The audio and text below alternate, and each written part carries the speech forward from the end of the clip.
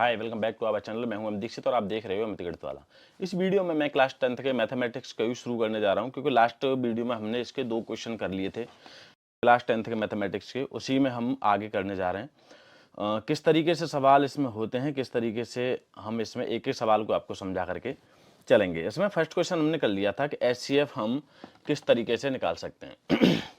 HCF कर लिया था। उसके अगले वाला क्वेश्चन भी हमने कर लिया था, जो हमें दिखाना था कि जो धनात्मक विषम पूर्णांक होते हैं वो 6q + 1 और 6q + 3 इस रूप के हो सकते हैं नहीं, मतलब जो विषम पूर्णांक होते हैं वो सब। अब इसमें नेक्स्ट क्वेश्चन है, वो भी है यूक्लिड विभाजन परिमेय का प्रयोग करके हमें दिखाना है m1 के लिए 3m या 3m + 1 और 3m + 3 इस तरीके से हम इसके विषम पूर्णांक नंबरों को लेकर के इसमें चलेंगे। तो आई होप आपको समझ में आएगा। ये एक एक क्वेश्चन करके हम इसमें लेकर के चल रहे हैं।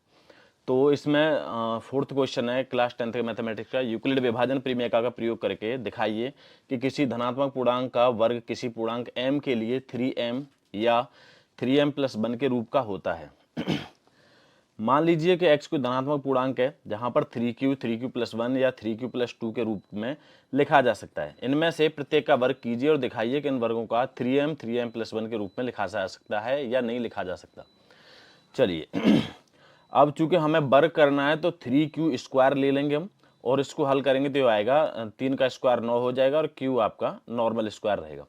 इसमें हम इसे हल करेंगे तो ये आएगा 3, इसमें से हम कॉमन ले लेंगे 3q² जो एक m के रूप का है, जहां m बराबर हमने 3q² माना है, तो ये हो जाएगा आपका 3m हो जाएगा।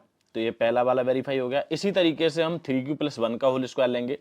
इसको हम अगर होल स्क्वायर को हल करेंगे तो ये आएगा 9q² प्लस के 6q प्लस के 1। अब इसमें से 3 अगर मैं कॉमन ले लूंगा तो मेरे पास बचेगा 3q² प्लस के 2q और प्लस के 1, जहां पर 3q² प्लस 2q आपके m का रूप का है, तो ये आपका वेरीफाई होकर के आएगा 3m + 1 एंड 3m वो ऑलरेडी हो चुका है पहले ही, तो 3m 3m + 1, तो ये आपके वेरीफाई होकर के आएंगे। लेकिन इसमें एक और नंबर ले लेता हूं मैं, जो अगला है 2। 3q + 2 का अगर होल स्क्वायर में हल करूंगा तो ये हल होकर के आएगा 9q² + 12q प्लस के 4।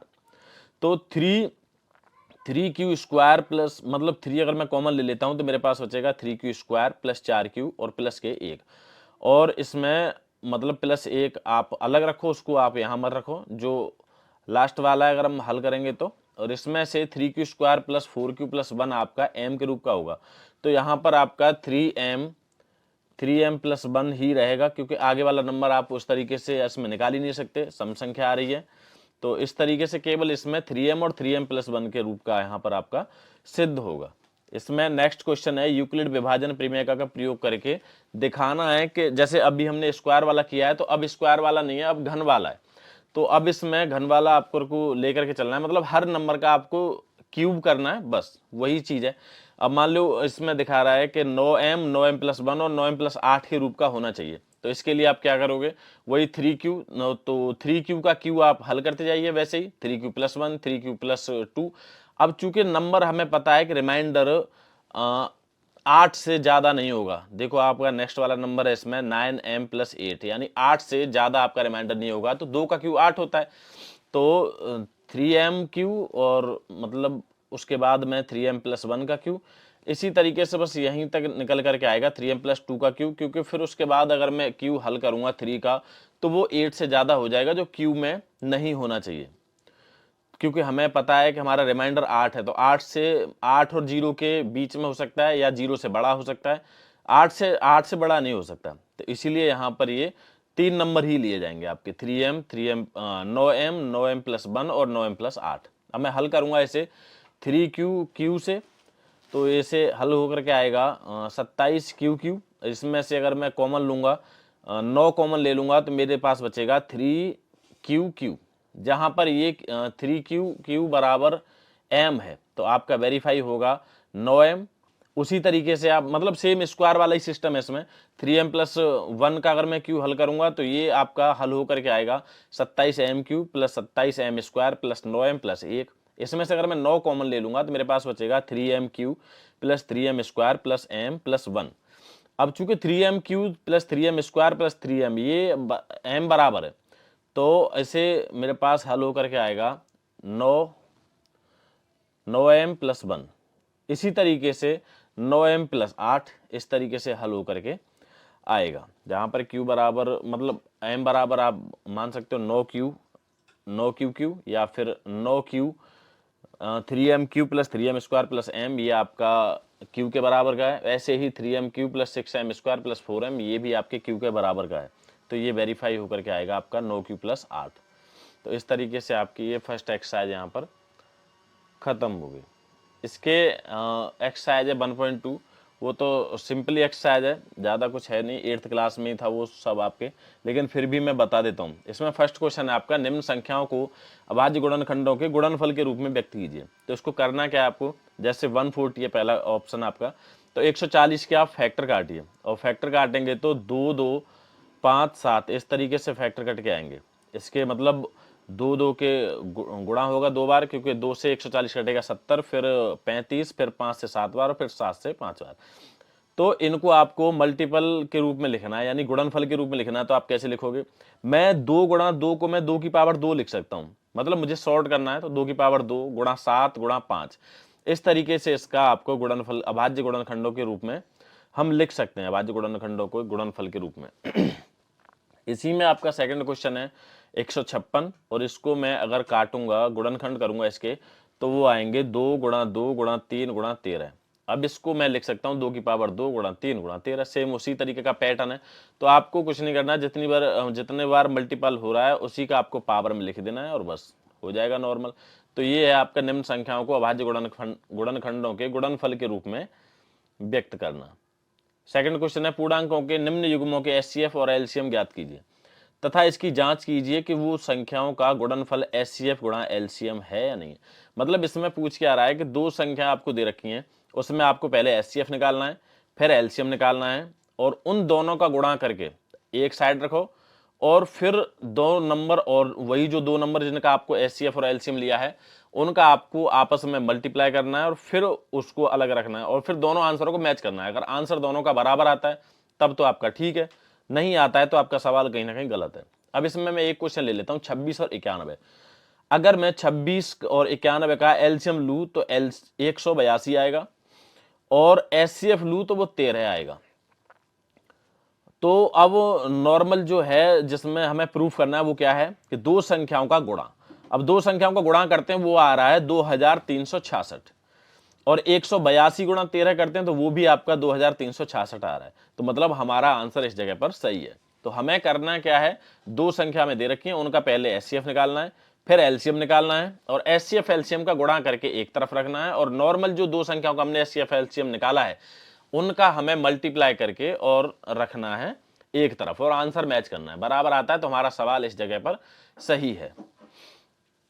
चलिए इसमें नेक्स्ट क्वेश्चन है आपका, अभाज्य गुणनखंड विधि द्वारा निम्न पूर्णांकों के एचसीएफ तथा एलसीएम ज्ञात कीजिए।